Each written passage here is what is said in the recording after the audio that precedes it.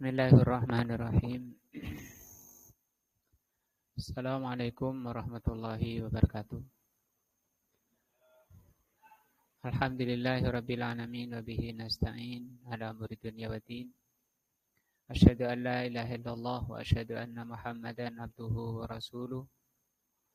Allahumma shalli ala Muhammadin wa ala alihi wa sahbihi ajmain. Wa ba'du. Pelajaran kita siang ini adalah tafsir Juz Amma. Kita berada di tafsir surat Al-Asr di ayat yang ketiga, yaitu penjelasan 4 sifat yang harus dimiliki bagi orang yang menginginkan selamat di dunia dan di akhirat. Yang lalu sifat pertama adalah iman, beriman. Yang iman itu merupakan pondasi dari selanjutnya 3 sifat berikutnya, yaitu beramal soleh, berdakwah, dan bersabar. Itu tergantung dari keimanannya. Bahkan nilai suatu amalan itu tergantung keimanan. Semakin kuat keimanannya akan semakin tinggi nilai amalan tersebut atau pahala amalannya. Sehingga para sahabat tidak bisa dikalahkan oleh generasi setelahnya, karena para sahabat itu sangat dalam daripada keimanannya. Sampai kata Abdullah bin Ibnu Mas'ud radhiyallahu anhu, amalan kalian melebihi para sahabat, dan jihad kalian lebih banyak daripada para sahabat. Tapi kalian tidak bisa mengalahkan kualitas derajat para sahabat. Nah, karena memang keimanan mereka merupakan standar dan sangat tinggi, sangat dalam, sehingga dijadikan standarisasi oleh Allah keimanan untuk mendapatkan petunjuk. Allah Subhanahu wa taala berfirman, "Fa in amanu," apabila kalian beriman, "bimithli ma amantum," kalau manusia itu beriman, "bimithli ma amantum," seperti imannya kalian para sahabat, faqad ihtadaw, pasti mereka mendapat hidayah. Nah, yang kedua, ciri orang yang diselamatkan, diintas oleh Allah dari khusrin, adalah amal soleh. Amal soleh, suatu amalan soleh maksudnya pantas. Arti soleh adalah pantas, yaitu pantas menjadi hamba Allah di surganya, pantas untuk diangkat ke surga, karena surga itu di atas, adapun di bawah itu neraka. Na'udzubillah. Maka akan dipilih oleh Allah Subhanahu wa taala untuk diangkat ke surga hamba-hambanya yang memiliki 4 sifat tersebut. Yang pertama beriman, yang kedua beramal soleh. Syarat suatu amalan dikatakan amal soleh apabila memenuhi 2 syarat. Al-awwalu, yang pertama, al-ikhlasu lillah azza wa jalla, pertama ikhlas karena Allah. Watsani al-mutaba'atu lirrasuli alaihi salatu wassalam. Yang kedua adalah mutaba'ah, mengikuti Rasul sallallahu alaihi wasallam, baru amalan tersebut menjadi amalan saleh. Nah, wadzalika annal amala, hal itu karena suatu amalan dalam yakun khalisan lillah, apabila tidak ikhlas karena Allah, riya misalnya atau sum'ah, fa huwa mardudun, maka amalan tersebut mardud, artinya tertolak. Walaupun banyak, ya. Walaupun banyak, kalau tidak ikhlas itu mardud. Qala Allah tabaraka wa ta'ala fil haditsil qudsi, Allah berfirman dalam hadis qudsi, alladzi yarwihi Nabi sallallahu alaihi wasallam, yang diriwayatkan dari Nabi, yang diriwayatkan oleh Nabi sallallahu alaihi wasallam. Allahu azza wa jalla, Allah berfirman, ana aghniyas syuraka, saya yang paling menguasai sekutu-sekutu, anisyirki, dari sekutu. Man amila amalan asraka fihi ma'i ghairi taraktuhu wa syirkahu.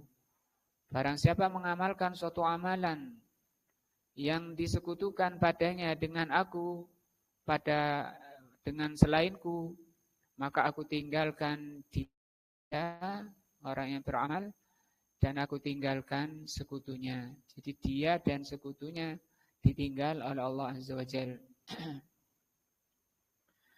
Falau kunta tusalli, kalau engkau berdiri salat mura'atan linnas, karena ingin dilihat orang.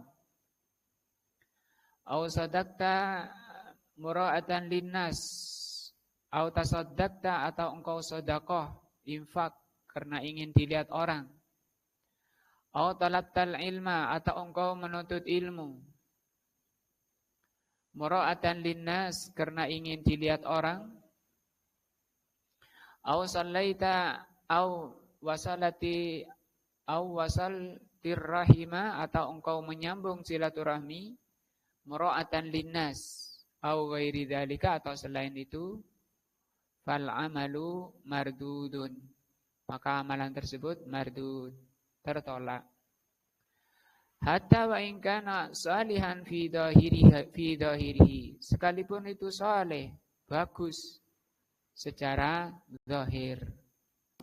Nah, kalau secara zahir kita memandangnya itu amal saleh, amal yang bagus. Tapi diterima tidaknya kita nggak tahu, karena tergantung kondisi hatinya. Kadzalika al-ittiba, demikian juga ittiba. Lau annaka amilta, kalau engkau mengamalkan suatu amalan, lam ya'malhu Rasulu alaihi salatu wassalam, melakukan suatu amalan ibadah yang tidak diamalkan oleh Rasul sallallahu alaihi wasallam, wa taqarrabta bihi ilallah, dan engkau mendekatkan diri dengannya, dengan amalan tersebut kepada Allah, yang disebut dengan muhdats, disebut dengan bid'ah, disebut dengan subuhat. Nah, subuhat, bid'ah, muhdats, itu semua amalan yang tidak diajarkan oleh Allah dan Rasulnya. Mal ikhlas, padahal engkau sudah ikhlas lillah, karena Allah, sampai nangis-nangis beramalnya, ya. Fa innahu la yuqbalu, maka amalan tersebut tidak diterima. Nah, tidak diterima kalau tidak ada contoh dari Ar-Rasul sallallahu alaihi wasallam. Li'anna Nabiya sallallahu alaihi wasallam qala, karena Rasul sallallahu alaihi wasallam bersabda, man amila amalan, barang siapa mengamalkan suatu amalan. Dan ini maksudnya amalan agama, ya. Karena banyak orang-orang enggak paham, malah meluas kepada urusan dunia. Karena Rasul itu sallallahu alaihi wasallam diutus untuk mengajarkan agama, mengajarkan ajaran yang diridhoi dan dicintai oleh Allah. Malah orang-orang banyak, kadang tokoh-tokoh meluas ke perkara dunia. Padahal Rasulullah sendiri bersabda, antum a'lamu bi umuri dunyakum, kalian itu lebih paham dari aku tentang urusan dunia. Man amila amalan laisa alaihi amruna, barang siapa mengamalkan suatu amalan yang tidak dari kami, nah, bukan ajaran kami, fahuwa raddun, maka amalan tersebut tertolak. Idzan al-amalu, kalau gitu al-amalus saleh, amalan saleh adalah ma jama'a atau ma jumi'a wasfaini. Ma jama'a wasfaini, amalan saleh itu kalau padanya terkumpul dua sifat. Al-awwali yang pertama al-ikhlas lillah, ikhlas karena Allah, wasani al-mutaba'atu lirrasul alaihi salatu wassalam. Nah, ini sifat kedua, beriman illalladzina amanu wa amilus solihati. Sifat ketiga, watawasau bil haqqi, diterangkan di dalam oleh beliau sendiri di dalam syarah Ushulus Tsalatsa, ini adalah berdakwah. Kalau yang pertama dan kedua, sifat pertama dan kedua itu penyempurnaan dirinya. Tapi diri kita akan sempurna, lebih sempurna dengan menjalankan dua sifat berikutnya. Dua sifat berikutnya ini sudah butuh objek, muta'addi, butuh objek, yaitu saling menasihati, wa tawasau bis sabri. Maka ini kata beliau, sifat yang ketiga adalah berdakwah. Berdakwah kepada dua sifat. Yang pertama, berilmu dan beramal. Makanya urut di ayat ini diurutkan oleh Allah, beriman dulu. Iman itu buah dari ilmu. Untuk mendapatkan ilmu harus rajin talabul ilm. Kemudian akan membuahkan iman. Setelah itu buahnya lagi amal saleh. Setelah itu dilanjut menularkan pada yang lainnya yang disebut dengan dakwah. Dan ini adalah jalan Rasulullah SAW. Sebagaimana firman-Nya dalam surat An-Nisa,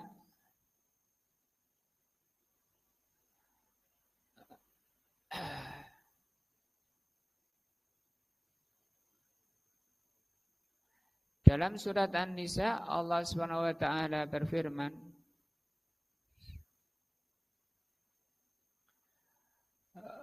surat apa itu? Qul hadhihi sabili. Surat apa itu? Surat Yusuf ayat 142. Ini Pak, 142. Udah tinggal dirian ya. Surat Yusuf Yusuf 142.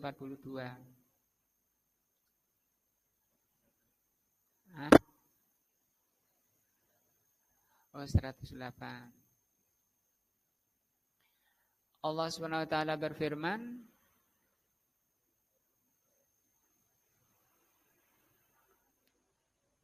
Qul hadhihi sabili. Ini katakan Muhammad, inilah jalanku. Ini jalanku maksudnya jalan Rasulullah SAW. Dan kita sudah mengikrarkan diri mau mengikuti jalan beliau dengan asyhadu anna Muhammadan Rasulullah. Itu ikrar kita akan mengikuti jalan beliau karena kita yakini satu-satunya jalan keselamatan dengan mengikuti jalan beliau. Jalan beliau itu bagaimana? Allah terangkan di surat Yusuf 105. Qul hadhihi sabili. Katakan Muhammad, sampaikan Muhammad, inilah jalanku. Ad'u ilallah. Jalanku itu bagaimana? Aku menyeru, aku berdakwah kepada Allah. Menyeru kemana? Menyerunya bagaimana? Ala basiratin, di atas ilmu.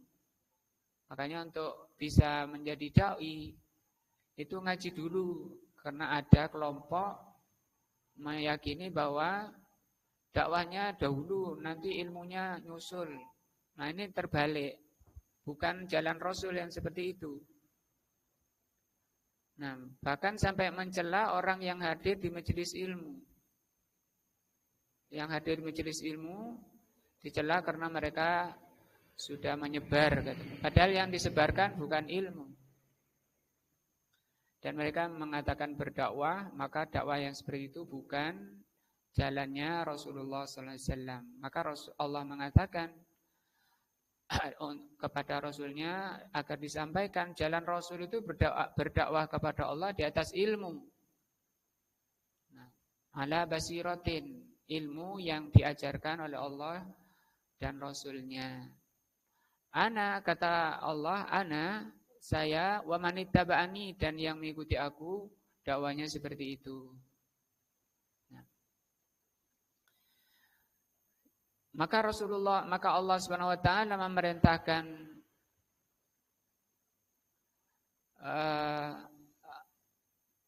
Rasulullah sallallahu alaihi wasallam untuk membangkitkan semangat daripada mengobarkan waharridil mu'minin. Surat apa itu? Alal qitali, dan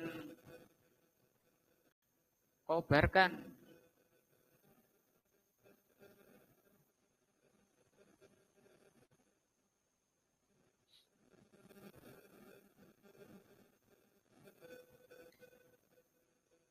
An-Nisa ayat ayat. Nah,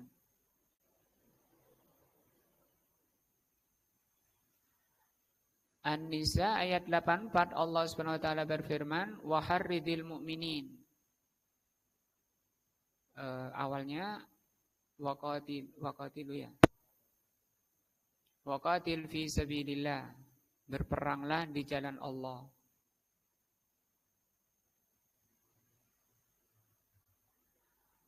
Faqatil, maka berperanglah fi sabilillah. Dan kita masih ada peluang, karena ini peluang amalan terbesar, pahala terbesar adalah berperang di jalan Allah. Dan berperang di jalan Allah tidak harus pakai pedang. Bahkan perang yang paling susah itu dengan hujjah, dengan ilmu. Sebagaimana kita maklumi di sekitaran kita, manusia tenggelam dalam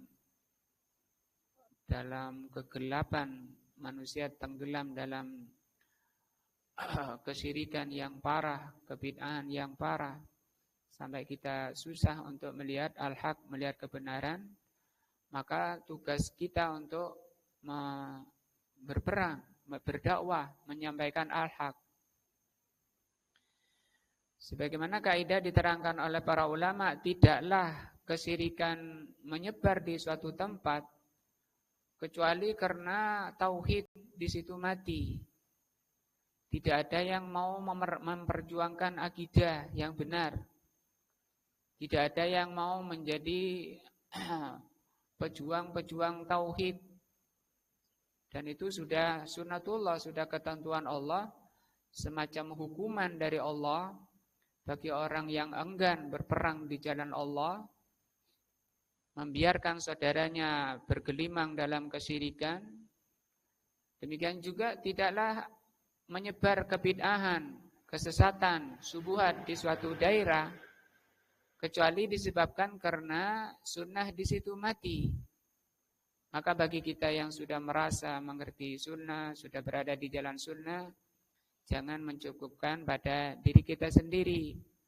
Kanan kiri masih banyak saudara-saudara kita yang perlu kita tolong, diambil tangannya, ditarik tangannya dengan penuh hikmah. Diajak, dientas dari kesesatan, dari kebid'ahan menuju cahaya as-sunnah. Karena kata Imam Malik, as-sunnatu kasafinatin najah. As-sunnatu kasafinatinu. Sunnah itu seperti perahunya, kapalnya Nabi Nuh. Waman raqibaha naja, waman tarakaha halaka. Yang naik ke kapal itu dia selamat, dan yang meninggalkan dia akan binasa. Maka kita tarik tangan mereka, kita naikkan ke kapal Nabi Nuh, yaitu as-sunnah. Ini perintah dari Allah Azza wa Jalla akan kita berdakwah. Juga di sini oleh Allah dikatakan waharridil mu'minin. Kobarkan, harid itu artinya kobarkan mukminin. Maka saya baca ayat ini juga dalam rangka mengobarkan bapak-bapak yang hadir secara khusus atau yang mendengar ayat ini agar bangkit, berkobarlah, kan disuruh kobarkan ya. Mungkin ayem ya, karena cuaca dingin atau apa, atau enggak ada selera. Karena ini kalau orang itu masih hidup, hatinya masih hidup, pasti muncul semangatnya untuk berdakwah, apalagi dibacakan ayat. Tapi kalau orang hatinya sakit, ya kayak orang yang sakit itu dikasih makanan terenak, padahal sate gulai taruhlah misalnya. Enggak ada selera, pahit rasanya, ya. Bahkan seringnya malah menyukai yang tidak dibutuhkan oleh badannya. Bahkan banyak juga menyukai hati yang sakit itu, orang seperti orang badan sakit itu menyukai perkara yang membahayakan dirinya. Nah, di sini di ayat ini Allah memerintahkan Rasulnya untuk mengobarkan mukminin, untuk berdakwah, untuk berjihad. Ini bentuk perintah, wa harridil mukminin. Nah, dengan kita berdakwah di jalan Allah, yang merupakan sifat ketiga orang yang dikecualikan dari kerugian, dengan itu Allah Subhanahu wa taala akan memasukkan ke surga Allah Azza wa Jalla. Allah Subhanahu wa taala berfirman, "Am hasibtum an tadkhulul jannata?" Apakah kalian mengira atau kalian meyakini kalian bisa masuk surga? Walamma ya'lamillahu, padahal Allah Subhanahu wa taala belum tahu. Allah tidak melihat. Alladzina jahadu minkum, siapa di antara kalian yang berjihad, yang berdakwah. Wa ya'lamas sabirin, dan Allah belum tahu yang sabar di antara kalian. Dengan kesabaran orang itu bisa berjihad. Kalau kita baca tafsir ayat ini syarat untuk bisa masuk surga adalah dengan apa? Berjihad. Minimalnya berjihad melawan nafsunya sendiri. Karena Rasul bersabda, al-mujahidu, mujahid itu orang yang berjihad, ya. Mujahid itu manjahada nafsahu. Mujahid itu orang yang berjihad melawan nafsunya. Dan orang yang belum mampu berjihad melawan nafsunya, dia tidak akan mampu melawan musuh-musuhnya tadi di luar. Musuh kesyirikan, musuh kebid'ahan, musuh syahwat, musuh kemaksiatan. Sekarang kan sudah menjadi banjir bah. Kemaksiatan, kemungkaran, syahwat, syubhat sudah susah dibendungnya. Nah, maka dibutuhkan apa? Kesabaran. Di surat As-Saff Allah Subhanahu wa taala berfirman ayat 10, "Ya ayyuhalladzina amanu."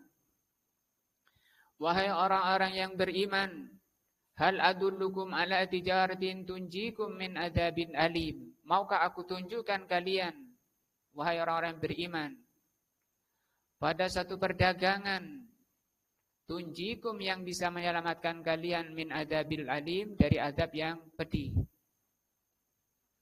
Tu'minuna billah, pertama beriman kepada Allah. Memang startnya dari majelis ilmu. Dikuasai dulu ilmunya, ilmu yang benar. Tu'minuna billahi wa rasulihi, dari majelis ilmu pintunya. Nah,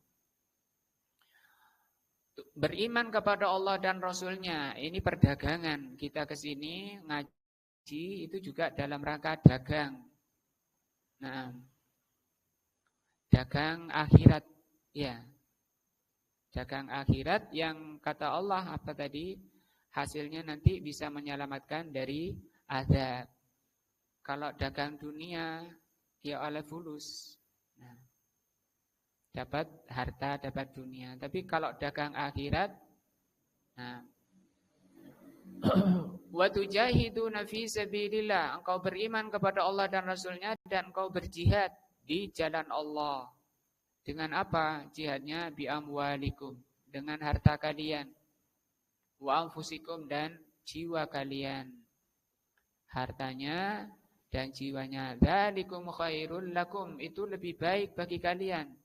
In kuntum ta'lamun, jika kalian mengetahui.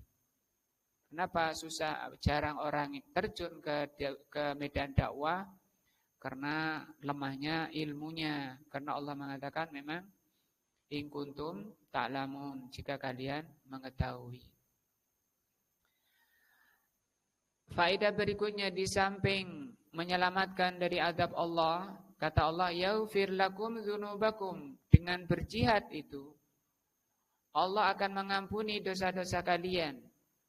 Wa yudkhilkum jannatin tajri min tahtihal anhar, Allah akan masukkan ke surga yang mengalir di dalamnya sungai-sungai. Wa masakin thayyibatan fi jannati adn, dan ke rumah-rumah yang bagus di surga Aden. Dzalikal fawzul azim, itulah kemenangan yang besar. Ya Allah Maha tahu kondisi diri kita, potensi diri kita, kemampuan apa yang Allah karuniakan kepada kita, maka kita upayakan potensi diri kita ini untuk meraih pahala terbesar. Karena Rasul bersabda, zarwatu sanamil Islam al-jihadu fi sabilillah. Puncak tertingginya pahala Islam berdakwah, berjihad di jalan Allah. Di ayat 13-nya Allah juga melanjutkan wa ukhra tuhibbunaha. Masih ada pahala lain, balasan lainnya yang kalian menyukainya. Apa itu? Nasrun minallah, pertolongan dari Allah. Maka kalau kita di sekitaran kita seperti itu, jangan pesimis, pasti Allah akan menolongnya. Agar kita memang menjadi tentara Allah yang berhak memang ditolong oleh Allah Azza wa Jalla, memperjuangkan agama Allah, bukan selainnya. Pasti Allah tolong. Wa fathun qarib, dan kemenangan yang dekat. Wa basyiril mu'minin, berilah kabar gembira orang-orang beriman. Nah, hanya saja karena urusan dakwah ini, urusan jihad ini, urusan amalan jama'i istilahnya. Amalan jama'i itu mesti dikerjakan bareng-bareng. Nah, seperti setat dakwah itu kan di majelis ilmu. Maka kita berupaya, karena sudah tidak pakai pedang, ya kita sebanyak-banyaknya menciptakan majelis ilmu. Karena dari situ kita akan menggiring dan menjaring orang-orang, mengentas manusia dari kegelapan menuju cahaya. Dibahas musyawarah. Nah, dari itu nanti insya Allah setelah selesai makan, saya minta waktunya untuk sedikit membahas masalah ini. Nah,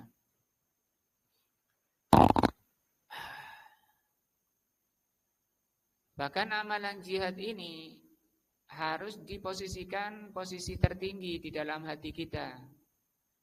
Suatu amalan yang paling kita utamakan dan kita pentingkan. Jangan sampai dikalahkan oleh 8 urusan yang Allah sebutkan dalam surat At-Taubah ayat 24 ini. Allah berfirman, Kul in kana aba'ukum, katakan Muhammad, apabila bapak-bapak kalian, wa abna'ukum, anak-anak kalian, wa ikhwanukum, saudara-saudara kalian, wa azwajukum, istri-istri kalian, wa ashiratukum, keluarga kalian, wa amwalun iktaraftumuha, harta kalian yang kalian sukai, wa tijaratun tahsawna kasadaha, perdagangan. Ini berarti yang dagang walaupun bukan dagang, selainnya ini cuma mewakili. Artinya usaha kalian atau perdagangan kalian, tahsawna kasadaha, yang kalian takuti kerugiannya. Jiwa pedagang kan gitu ya, takut rugi. Wa masakina, dan tempat tinggal tardaunaha, yang kalian sukai. Ini 8 yang mengelilingi kita, yang kita akan berputar di 8 ini. Bahkan kita jarang mau keluar dari 8 ini berat, urusan berat. Sampai dalam hadis Rasulullah mengatakan al-waladu makhbalatun majhalatun majbanatun majhalatun majbanatun. Anak itu kata Rasul sallallahu alaihi wasallam makhbalatun bisa membuat bapak itu pelit. Majhalatun membuat bapak itu majhalah itu bodoh, mau taklim urusan anak. Nah, wa majbanatun, majbana itu juben, orangnya penakut. Nah, jadi penakut. Wa mabkhalatun dan menjadi mabkhalatun tadi sudah ya. Hadis diriwayatkan Imam Tirmidzi rahimahullah. Kalau 8 perkara ini lebih dicintai, ahabba ilaikum, lebih kalian cintai minallahi wa rasulihi, dari Allah dan Rasulnya, wa jihadin fi sabilillah, dan jihad di jalan Allah, maka Allah ancam di ayat ini fatarabbasu, tunggulah. Nah, ini ancaman dari Allah menunjukkan ini dosa besar. Semua amalan yang diancam oleh Allah dan diancam oleh Rasulullah itu dalil bahwa amalan tersebut dosa besar atau masuk kabair. Apa definisi kabair? Melihat tanda-tandanya para ulama ada ancaman atau ada celaan bagi yang tidak mengamalkannya. Nah. Fatarabbasu hatta ya'tiyallahu bi'amrihi. Maka tunggulah sampai Allah mendatangkan urusannya, dan di sini di tafsirnya menurunkan balasannya. Nah, wallahu la yahdil qaumal fasikin, Allah tidak beri hidayah orang yang fasik. Siapa orang fasik? Orang yang lebih mengutamakan 8 perkara dari urusan iman, urusan taklim, ya. Urusan iman kepada Allah dan Rasulnya, dan urusan dakwah. Jadi ayat ini dan bahasan ini tafsir Al-Asr mendorong kita, mengobarkan diri kita agar masing-masing kita mengambil apa yang bisa kita jalani di wilayah kita ini, bagaimana kita memperjuangkan agama Allah, memperjuangkan kebenaran. Insyaallah yang ringan jadi yang berat jadi ringan. Kalau kata orang Jawa itu berat dijinjing, berat sama dijinjing, ringan sama kebalik. Berat sama dipikul, ringan sama dijinjing. Itu peribahasa tapi ya tidak salah dan bisa kita terapkan dalam amalan Islam yang tertinggi yang memang Allah takdirkan untuk itu. Maka Allah katakan di banyak ayatnya, rapatkan barisan kalian, rapatkan barisan, jadilah seperti pasukan yang apa di surat apa itu?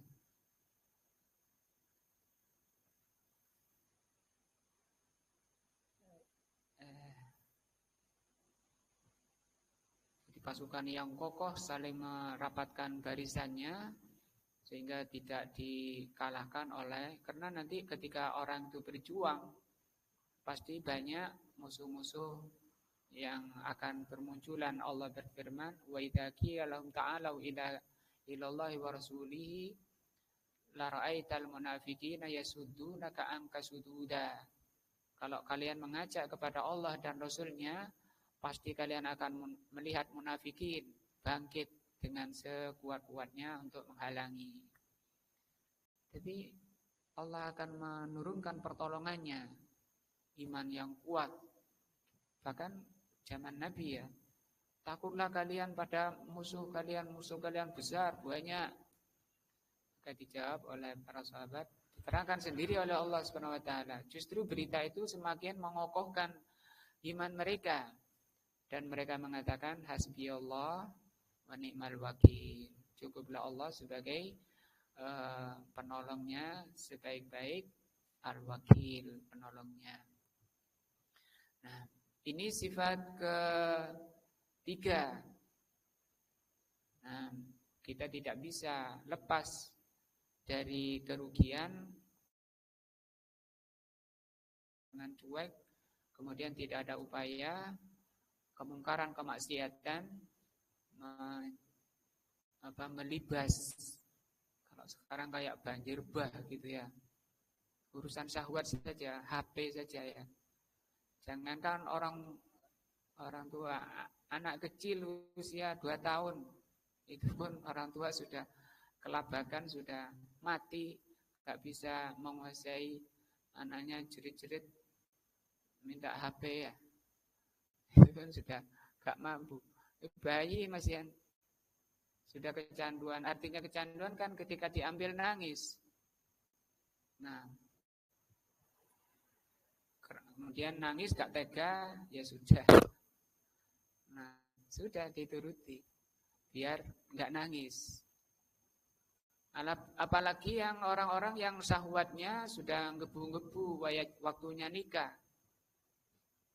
Nah, waktunya nikah, belum nikah, kemudian dibelikan, sudah pulang dari pondok ini. Anak saya sekarang pulang pondok, sudah selesai pelajaran di pondok, di rumah. Tapi kerasan di rumah, di kamar, dikunci pintunya. Dok-dok pintunya, sebentar Bi, sebentar Mi. Kalau sebentar ini ngapain, kita nggak tahu. Tapi nampak dari amal ibadahnya, sholatnya, softnya, sudah baca Qur'annya, dia lebih banyak di HP daripada baca Qur'an. Nah, sehingga itu urusan banjir syahwat. Nah, yang juga menuntut kita bagaimana mengatasi mereka ini. Disuruh nikah, tidak mau, belum siap. Saya mau nikah, nunggu mapan dulu. Demikian juga calonnya, orang yang punya temannya yang punya anak perempuan, ditanya oleh anak yang punya anak laki-laki, anaknya sampean yang perempuan sudah nikah belum? Belum. Ini anak saya juga belum nikah ini. Bagaimana? Pertanyaan yang punya anak perempuan, kerjanya apa? Itu kerjanya. Yang ditanya apa? Kerjanya. Nah, bukan apa? Agamanya. Menyelisihi, sudah berpaling dari apa yang diajarkan oleh Rasul SAW. Rasul memerintahkan pilih agamanya. Kalau agamanya bagus, pasti lainnya bagus. Terutama dilihat dari timbangan hariannya. Apa itu? Sholat jamaah di masjid. Itu sholat ini merupakan mizanul yaumi. Mizanul yaumi itu timbangan harian untuk menimbang baik buruknya seseorang. Karena kalau orang itu sudah berani meremehkan sholat, pasti urusan lainnya akan lebih mudah untuk diremehkan. Bagaimana nanti urusan anaknya? Bagaimana nanti urusan istrinya? Itu amanah. Bawa badannya sendiri saja sudah kelimpungan. Nah, baru qomat, baru hadir di masjid, baru mau ngambil wudhu. Kemana dia? Nah, oleh Allah Subhanahu Wa Taala diterangkan, wajahat khalfun, juga dilihat di surah An-Nisa dia. Taifun ada ussalah, ada ussalat.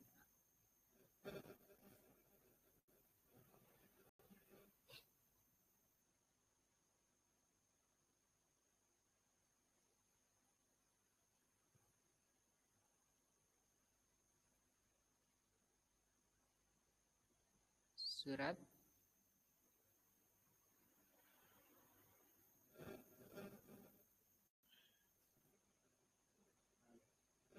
Maryam ayat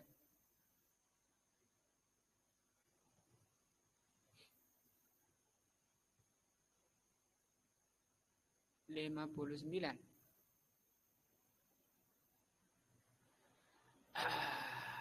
Allah Subhanahu wa taala berfirman, nah, fa khalafa min ba'dihim, maka akan hadir setelah orang-orang yang baik. Di ayat 58-nya.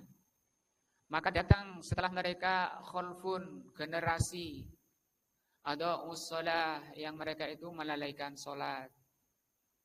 Padahal kalau kita lihat pahala azan saja, ya. Ini pahala azan Pak Mayar. Pahala azan itu diantaranya Allah akan memaafkan, Allah akan mengampuni dosa-dosanya sejauh suaranya. Ya, makin jauh suaranya disaksikan oleh makhluk Allah, mereka akan mintakan ampun kepada Allah, kepada muadzin tersebut. Nah, kalau orang mengerti pahala adzan, dia akan berebut. Nah, siapa yang enggak ingin pahala ya? Kecuali orang sakit tadi. Kalau orang sakit, makanannya itu enggak mau. Ya, makanannya itu enggak mau.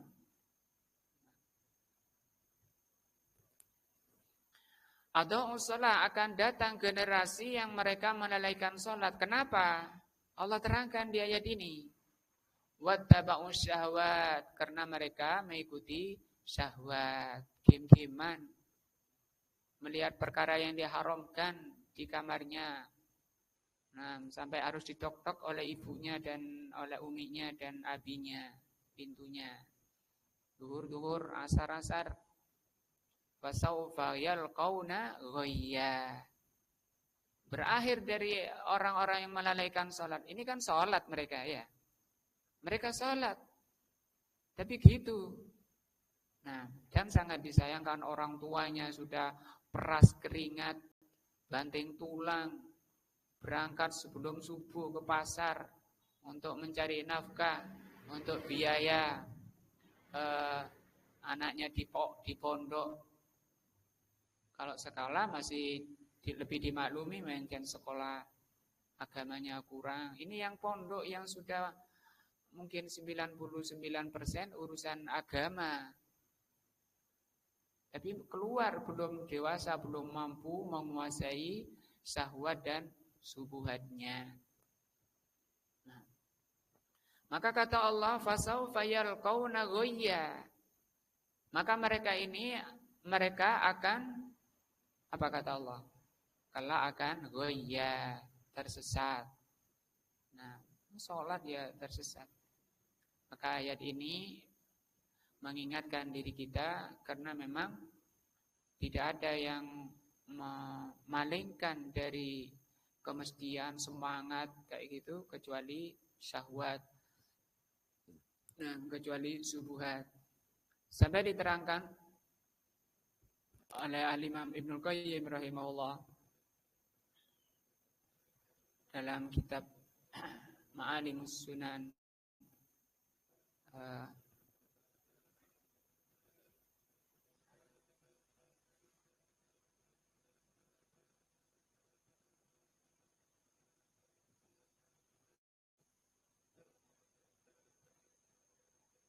di laptopnya nggak ada di HP.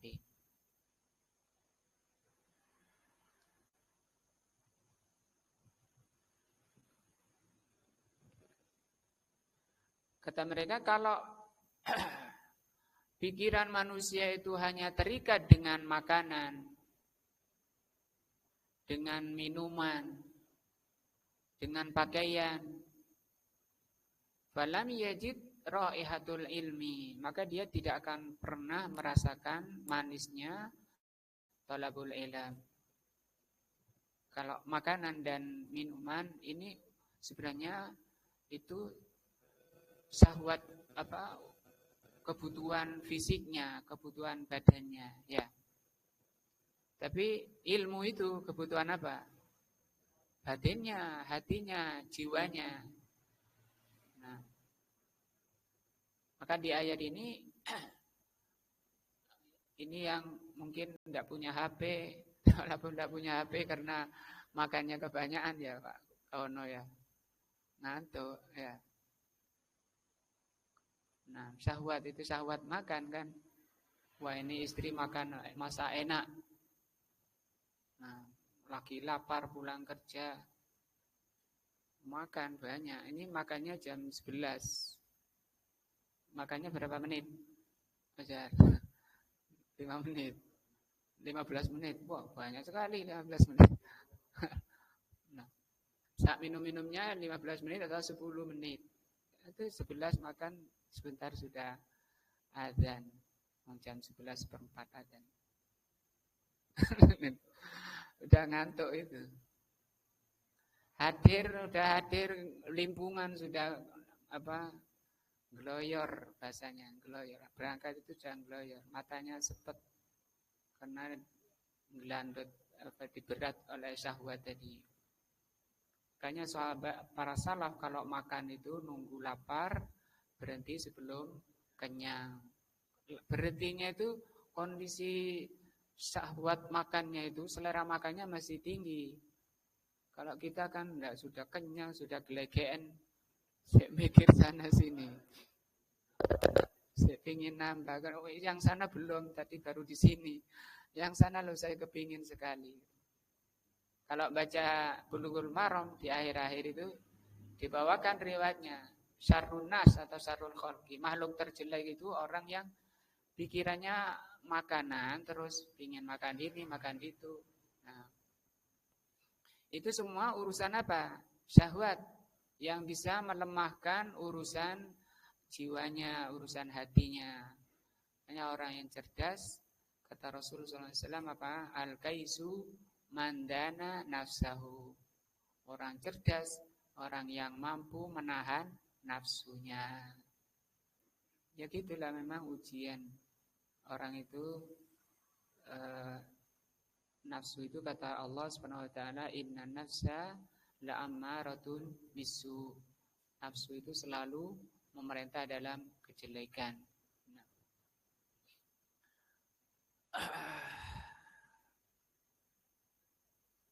Jadi ini pendorong atau yang gandoli manusia dari semangat terdepan dalam ibadah, dalam berperang melawan nafsunya, berperang meninggikan agama Allah, urusan syahwat. Para sahabat tidak gemuk-gemuk sampai gendut. Ada juga satu orang yang ketemu Rasul SAW yang mulai membesar perutnya. Itu pun sama Rasul dituding. Ada hadisnya di Bulughul Maram akhir. Ada bab zuhud kayaknya. Lau kana ghaira hadza lakana khairun lak. Kalau enggak seperti ini itu lebih baik bagimu. Nah, atau juga ada sahabat yang gelegean di depan Rasul SAW, itu pun dinasihati. Karena gelegean itu tanda kenyang ya, tanda makan banyak. Bukan berarti tidak boleh kenyang, boleh. Abu Hurairah pernah kenyang, Rasulullah pernah kenyang. Tapi Rasulullah tidak pernah kenyang berturut-turut selama 3 hari ya, sampai wafat. Kalau kita kan terbalik ya. Bagaimana? Enggak pernah lapar berturut-turut, bukan 3 hari terus-menerus enggak pernah lapar. Laparnya kalau puasa itu pun karena dipaksa harus lapar. Kalau enggak dipaksa untuk puasa dia mungkin tak mau. Nah, manusia berada di antara seruan nafsu. Orang yang sukses, orang yang mampu mengalahkan nafsunya. Dan orang yang binasa, orang yang dikalahkan oleh nafsunya. Kata Rasul tadi, Al-kaisu, orang cerdas itu orang mandana nafsahu, orang yang mampu menahan nafsunya, wa amila lima ba'dal maut, bukan hanya ditahan nafsunya, tapi dia beramal untuk kematiannya, bangkit sadar. Kondisi lapar tidak apa-apa. Kehidupan Rasul dan sahabat itu kebanyakannya itu lapar. Tidak seperti generasi setelahnya, kebanyakannya kenyang. Nah, kebanyakan di zaman sahabat kebanyakannya lapar. Makanya Allah katakan di sini, Fa khalafa min ba'dihim khalfun, maka datang setelahnya generasi. Coba kalau kita lihat ayat 58-nya. Ulaika alladzina an'amallahu 'alaihim. Mereka itu orang-orang yang diberi nikmat oleh Allah dari kalangan para nabi, min dzurriyyati Adam, dari keturunan Nabi Adam, wa mimman hamalna ma'anu, dan dari orang-orang yang kami bawa bersama Nabi Nuh, wa min dzurriyyati Ibrahim, juga dari keturunan Nabi Ibrahim. Nabi Ibrahim ini di bawahnya Nabi Nuh. Wa Israil, dari Israil, wa mimman hadaina wajtabaina, ini umum, dan orang-orang yang kami beri hidayah. Orang yang diberi hidayah tadi enggak lemot dalam sholatnya. Wajtabaina, dan kami pilih. Nah, kayak gini. Bagaimana orang yang diberi hidayah? Di antara cirinya, Allah terangkan, idza tutla alaihim ayatur rahman, kalau dibacakan kepada mereka ayat Ar-Rahman, ayat Allah, kharru sujadan wa bukiya, mereka tersungkur sujud dan menangis. Nah, yang sering saya sampaikan, kenapa muslimin zaman kita ini, padahal mereka sudah dijadwal, dicela orang yang enggak hadir, khataman, ya, tapi enggak ada khorru, enggak ada, terbesit apa getar hatinya saja enggak ada. Nah, maka orang yang diberi hidayah dan pilihan Allah seperti ini. Maka datanglah orang-orang yang generasi setelahnya. Ini kan ayat 58. Mestinya seperti ini. Kita kenapa kok enggak gemetar hati kita ketika baca ayat, tidak bertambah iman kita. Di surat Al-Anfal kan mestinya bertambah ya imannya. Al-Anfal ayat 2 ya. Allah berfirman dalam Al-Anfal ayat 2. Innamal mu'minuna, sesungguhnya orang beriman, alladzina idza dzukirallahu, kalau disebut nama Allah, wajilat qulubuhum. Ya, kalau disebutkan nama Allah itu gemetar hati mereka. Wa idza tuliyat alaihim ayatu, kalau baca ayat, dibacakan ayat pada mereka, bertambah keimanannya. Zadathum imana wa ala rabbihim yatawakkalun. Nah, ini memang dibutuhkan satu alat yang kita jarang mau mendalami, yaitu bahasa Arab. Walaupun sering bacanya pagi dan sore, malam dan siang, kalau tidak punya alatnya, tidak ngerti yang dia baca, ya nggak ada efeknya. Nah, nggak ada efek daripada apa? Penambahan iman. Padahal kata Utsman ibnu Affan radhiyallahu an, kalau orang itu hatinya bersih, dia ketika membaca ayat itu, kata beliau, idza taharat qulubuhum, kalau suci hatinya, bersih hatinya, ma sabiat min kalamillah, dia tidak akan merasa puas, tidak akan merasa kenyang dengan ayat-ayat Allah. Baca satu ayat, faham. Kalau di surat Az-Zumar itu bisa menetes air matanya, menangis air matanya. Bukan di surat Az-Zumar, surat apa tadi? Apa tadi yang kita baca? An-Nisa ya.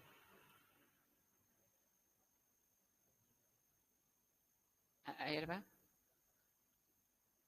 Yang tadi dulu. Waida apa? Waida tuliyat alaihim ayat kharru sujadan wa bukiya. 58 tadi. Maryam ya. Surat Maryam tadi. Kan bukia itu nangis. Kita nangisnya kehilangan duit Pak.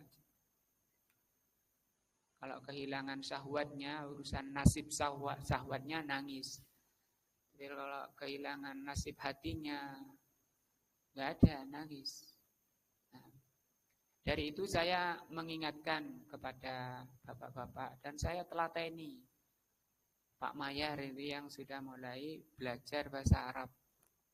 Asalkan tekad dengan kuat, pasti Allah akan menolongnya. Allah berfirman, alladzina jahadu fina lanahdiyannahum subulana, yang bersungguh-sungguh di jalan kami. Mohon kepada Allah, minta, ya Allah, saya ingin kalau baca ayat itu gemetar hati saya. Kalau baca ayat itu nangis hati saya. Nah, hatinya menangis sampai keluar dari matanya, setetes saja dia akan menyelamatkan dari neraka, kata Rasulullah sallallahu alaihi wasallam. Tapi karena kurang kesungguhan di antara kita, kurang kesungguhan. Karena banyak orang-orang sudah sepuh, sudah besar, bisa belajar bahasa Arab itu bisa. Cuma karena kenapa sulitnya orang tua? Karena memang pikirannya sudah bercabang, banyak urusan ini dan itu. Tapi kalau ditekuni di jihad kayak tadi, bersungguh-sungguh, Allah berjanji, minta kepada Allah yang sulit dimudahkan, yang terikat diurai oleh Allah Azza wa Jalla, pasti. Sehingga insya Allah saya siap buka lagi, nelateni orang yang paling susah pun dari bapak-bapak, monggo dimulai bahasa Arabnya pada subuh setengah jam tok setiap hari. Allah akan kalau bersungguh-sungguh dalam rangka apa tadi? Menambah iman. Nanti kita baca Al-Quran kan di rumah, baca malam, baca siang, sampai orang itu iri, nanti tetangganya iri. Kata Rasulullah SAW, tidak ada kedengkian yang dibolehkan kecuali dua perkara. Yaitu kata Rasulullah, rajulun yaqra'unal Qur'an, orang yang membaca Al-Quran, asna an-nahar wal lail, pada waktu siang dan waktu malam. Nah, kemudian tetangganya mendengar sampai mengatakan, sekiranya Allah mengaruniakan kepadaku karunia bisa seperti orang ini, tetangga saya ini yang membaca Al-Quran dan As-Sunnah, membaca Al-Quran siang malam. Di hadisnya itu siang malam. Maka fa'amil tuh, maka aku akan mengerjakannya. Sampai iri. Lagi kita yang kurang kesibukannya, difokuskan di situ. Yang kedua adalah orang yang memiliki harta kemudian diinfakkan di jalan yang benar. Itu dua perkara yang boleh kita iri padanya. Dari itu saya mengingatkan untuk buka lagi bahasa Arab dan bagi yang hilangnya. Setiap pagi setelah sholat subuh setengah jam saja. Demi kebaikan, demi menghidupkan hati-hati kita semuanya. Semoga Allah SWT mengaruniakan hidayah dan taufiknya untuk mewujudkan apa yang kita semua inginkan. Apa itu? Yaitu ridho Allah, pahala dari Allah, kecintaan dari Allah, meningkatnya iman, dan semoga Allah SWT mengampuni dan memaafkan segala dosa dan kemaksiatan kita, sehingga kita menghadap Allah SWT dalam keadaan qalbun salim. Wallahu a'lam bishawab. Subhanakallahumma bihamdika asyhadu an la ilaha illa anta